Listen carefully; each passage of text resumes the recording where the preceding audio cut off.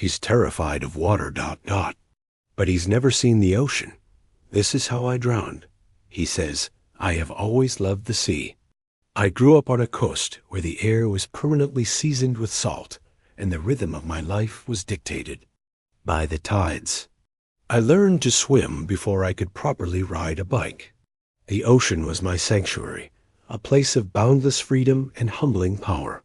When my wife, Jessica, and I had our son, my deepest wish was to share that love with him, to teach him the language of the waves, to give him the gift of the horizon.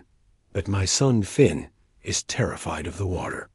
And we live in Colorado, 1,000 miles from the nearest coastline. His fear is a profound and irrational thing. It's not the simple caution of a child unfamiliar with swimming. It is a deep, primal terror that has shadowed him since he was a baby. Bath time was a nightly ordeal of screaming and panicked splashing. A heavy rainstorm would send him into a state of anxiety. The small inflatable pool I bought for the backyard one summer sat unused, a monument to my failed hopes.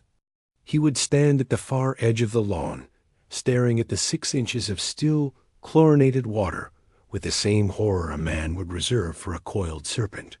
It's too big, he would whisper, his small body trembling. The black water is coming. We tried everything. We took him to child therapists who spoke of sensory processing disorders and phobias. We tried gentle, systematic desensitization. We read cheerful books about friendly fish and happy boats. Nothing worked. His fear was a fortress, impenetrable, and absolute. Jessica, a pragmatist, was focused on safety and management. I was heartbroken. The one great passion of my life was the source of my son's greatest terror, and I couldn't understand why. We were a landlocked family, his only experience, with large bodies of water being the placid lakes in our state parks, which he refused to go near. The ocean was just a picture in a book, a concept as alien as the surface of the moon. The moment this mystery transformed into a horror story happened on a quiet Sunday afternoon. We were watching a documentary about the golden age of ocean liners. On the screen, historical footage showed the massive, churning propellers of a ship being tested. Finn, who had been building a tower of blocks on the floor, went still. He stood up and walked slowly towards the television, his eyes wide. He pointed a small finger at the vortex of swirling water on the screen. The churning, he said, his voice unnervingly calm and adult. That's the last sound you hear. He then turned away from the screen to look directly at me. His face was pale, his eyes dark with a memory that couldn't be his. The water is so cold, Daddy, he whispered, his voice cracking with a sorrow that was centuries old. This is how I drowned.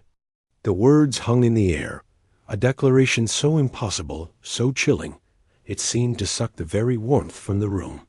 Jessica and I just stared, speechless. My son had not just named his fear. He had given it a cause, an event, a final, fatal moment. After that day, the fragments began to surface. They were never a coherent story, but disconnected flashes of a nightmare. He would wake from a nap, whimpering about the slanted deck. He'd be playing and suddenly complain about the smell of salt and hot iron. He would talk about the shouting, the darkness, the desperate scramble for lifeboats. There's no room, he'd whisper. There's no room in the boats. He also spoke of a friend, a boy named Thomas, who he couldn't find in the dark. I couldn't hold on, he'd cry. I couldn't find Thomas. I became a man possessed. My love for the sea transformed into a morbid obsession with its tragedies. I started researching shipwrecks, a task so monumental it felt insane. Where do you even begin to look for a ghost's death? My search was aimless until I was struck by a strange, irrational impulse.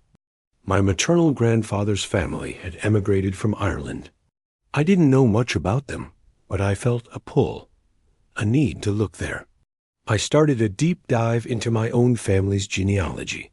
For weeks, I traced my lineage back through digital archives and census records, and I found him. A great-great-uncle I never knew I had. A young man who had left County Cork, Ireland, in the spring of 1914, seeking a new life in America. His name was Thomas Thomas, the friend my son couldn't find in the dark, that my blood ran cold. With a name and a year, my search became terrifyingly specific. I cross-referenced passenger lists from ships leaving Ireland in 1914 with records of maritime disasters.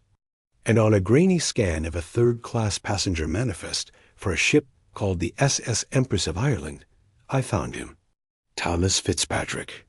And on the line directly below, his name was his traveling companion, a 17-year-old boy from the same village. Finian O. Connor.Finn. My Finn. I felt like I couldn't breathe. I began to research the fate of the Empress of Ireland. The story was a notorious but often overlooked catastrophe, overshadowed by the Titanic 2 years prior. On a foggy night in May of 1914, in the frigid waters of the St. Lawrence River, the Empress was struck by another ship. The damage was catastrophic. The historical accounts I read were a hellish mirror of my son's nightmares. The ship listed so violently and so quickly that launching the lifeboats on one side was impossible. There's no room in the boats. It sank in just 14 minutes, throwing over 1,000 passengers into the near-freezing water. Survivors described the terrifying sound of the engines and the great propellers rising out of the water as the stern lifted the churning. They spoke of the disorienting, slanted decks and the chaos and shouting in the fog and the dark. Every fragment my son had given me was there. He wasn't afraid of water. He was remembering it. He was remembering the icy grip of the St. Lawrence River. He was Finian O'Connor, a boy full of hope who had traveled thousands of miles from home, only to drown in the dark, a world away from the new life he would never get to live. The great love of my life, the ocean and its tributaries, was the tomb of my son's former self. The knowledge changed us. We stopped trying to cure Finn. How can you cure a memory? How can you heal a wound that is almost a century old, a wound carried in a soul you don't even understand? We accepted his fear as a part of him, a truth to be honored, not erased. We adapted our lives. We vacation in the mountains. We hike. We ski. We do anything that does not involve the water. Last night, I was showing Finn a large atlas of the Yasna world, a book he has recently become fascinated with. I opened it to the map of the North Atlantic. I traced the path from Ireland to Canada with my finger. I didn't say anything about the ship, about Finian, about Thomas. I just showed him the geography of the journey.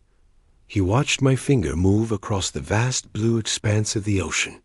He placed his own small finger on the spot in the St. Lawrence River where the Empress went down. He was quiet for a long time, his expression unreadable. Then he looked up at me, his eyes holding a sadness that no 6-year-old should possess. "It was a long way to go," he said, his voice a soft, heartbreaking whisper, "just to be so cold." I closed the book, my heart aching with a love and a sorrow that spanned generations. My job as a father is to teach my son, to prepare him for the world. But his soul has already faced a terror I can barely comprehend. My dream was to teach him how to swim, how to be free in the water I love. But that is a lesson he can never learn. You cannot teach a child to swim when his very soul remembers, with perfect, chilling clarity, exactly how to drown.